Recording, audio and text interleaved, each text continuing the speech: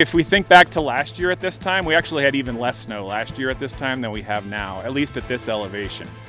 Well, that's interesting. The most recent snow survey on Mount Rose tops 2 News Nevada Evening Edition at 4 o'clock. Researchers tell us we're still sitting a bit below average for this time of year, but last week's snowstorm really helped a lot, they say.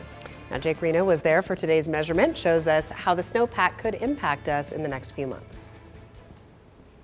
Although we haven't been seeing much snow at lower elevations, the Mount Rose area got a good chunk of snow last week, putting us just below average for the Mount Rose location at 85%. There's 82 inches of snow depth on the ground.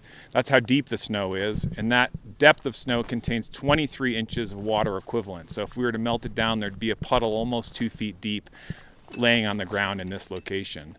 While that isn't bad for the Mount Rose location, Anderson says we haven't seen much snowpack at lower elevations. We have mainly seen rain below 7,500 feet, and if this persists for too long, it could raise concerns during the wildfire season. A lower snowpack below 7,500 feet, if that doesn't fill in between now and April, the snow is going to melt out sooner, which creates, in essence, a longer summer, a longer snow-free season, and that just allows those fuels to dry out sooner. And when it comes to water storage levels, surveyors say Lake Tahoe is looking good right now, which also helps with the Truckee River supply. However, if we don't see enough snow events by April, the Carson River could be negatively affected. At least the upper Carson River is very dependent on a good snowpack, and that lasts deep into the season.